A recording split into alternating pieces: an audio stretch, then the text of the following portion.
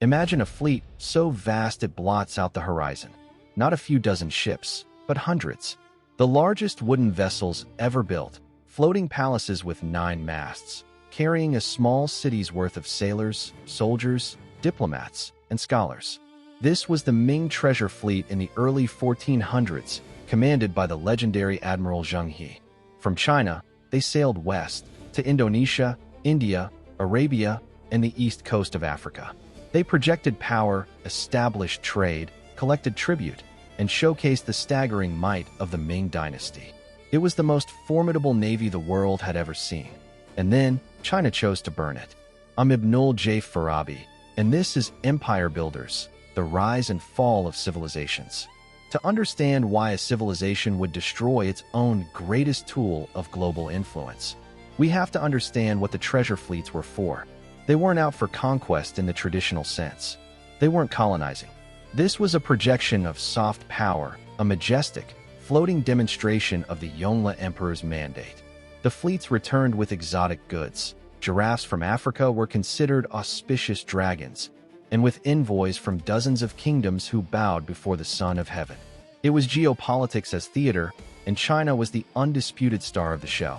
For 3 decades, the Indian Ocean was a Chinese lake.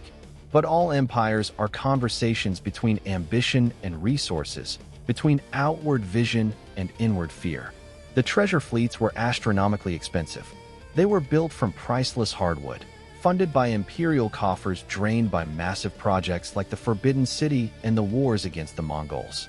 And in the Confucian bureaucracy that ran the day-to-day empire, the fleets had powerful enemies. To the scholar officials, these voyages were wasteful extravagances. They benefited the court eunuchs, like Zheng He himself, who were their political rivals.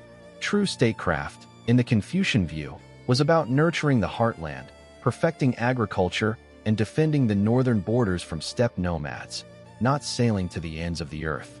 So the turn began. The Yongle Emperor died. His successors were less enthralled by the sea. The threat from the Mongols in the north was immediate and existential. The giraffes from Africa were not. The bureaucracy saw its chance. They began to frame the voyages not as triumphs, but as costly distractions. They argued, successfully, that the empire's resources must be turned inward.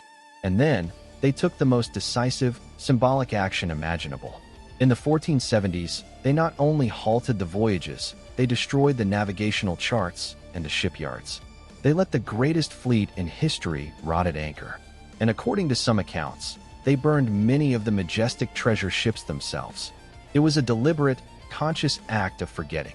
A technological and strategic self-amputation. The policy of hygiene, maritime prohibition, was enforced. Building a ship with more than 2 masts became a capital offense. China literally turned its back on the ocean. The why is a chilling lesson in imperial calculus. The fleets represented a path, a future of global connection and maritime dominance. But that path empowered the wrong people at court and diverted resources from the land-based threats the state feared most. By burning the navy, the Confucian scholar class wasn't just saving money. They were erasing a potential future that threatened their worldview and their power. They chose a closed, controlled, inward-looking stability over an open, unpredictable, outward-looking possibility. In their minds, they weren't destroying empire. They were preserving it by focusing on its traditional, agrarian, Confucian core. When I think of those ships burning, I don't just see the end of an adventure. I see a civilization at a crossroads, making a definitive choice.